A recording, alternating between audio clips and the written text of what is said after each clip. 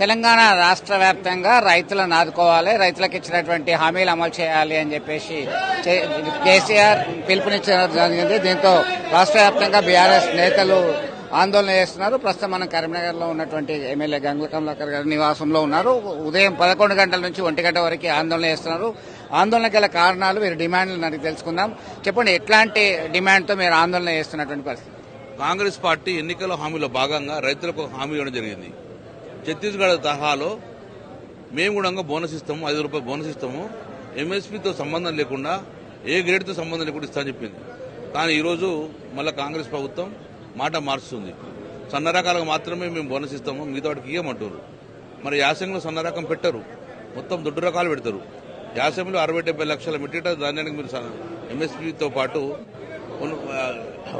Bonus ఇచ్చే పరిస్థితి లేదా? ఇంకోటి సన్న రకాలు అంటున్నారు. ఎవరు నిర్ధారించాలి సన్న రకాలను? ఎఫ్సీఐ ఇంతవరకు సన్న రకాలను డిఫరెన్షియేట్ చేయలేదు.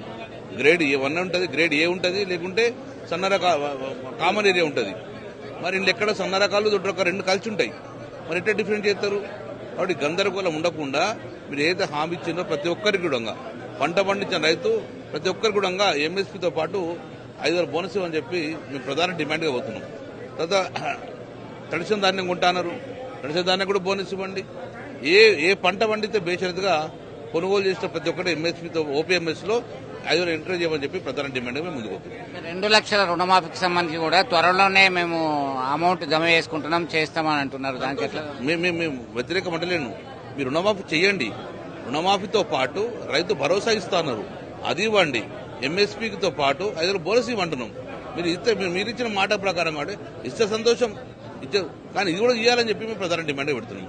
సో మొత్తం మీద రాష్ట్ర ప్రభుత్వం ఇచ్చినటువంటి హామీలను వెంటనే అమలు చేయాలనేటువంటి డిమాండ్ తో ముందుకు రావడం జరిగింది. 500 రూపాయలు బోనస్ ఇవ్వాలి అంటే సన్న రకాలు, దొడ్డు రకాలు అనేటువంటి డిఫరెన్షియేషన్ ఎట్లా చేస్తారు, ఏ గ్రేడ్ బి గ్రేడ్ గా నిర్ధారించడం జరిగింది అనేటువంటి విషయాన్ని వారు గుర్తు తీసుకురావడం జరిగింది. మొత్తం మీద 2 లక్షల రూపాయలు కూడా రుణమాఫీ చేయాలి, రైతు భరోసా అమలు చేయాలనేటువంటి డిమాండ్ చేస్తున్నారు. రాష్ట్ర వ్యాప్తంగా కేసీఆర్ ఇచ్చినటువంటి పిలుపు మేరకు వివిధ ప్రాంతాల్లో బీఆర్ఎస్ శ్రేణులు, రైతులు, కార్యకర్తలందరూ కూడా ఆందోళన చేస్తున్నారు. ఎన్నికల కోడ్ అమల్లో ఉన్నందున ఎమ్మెల్యే గంగుల కమలాకర్ నివాసంలోనే ఉదయం 11 గంటల నుంచి 1 గంట వరకు ఈ ఆందోళన కొనసాగుతున్నటువంటి విషయాన్ని గమనించవచ్చు.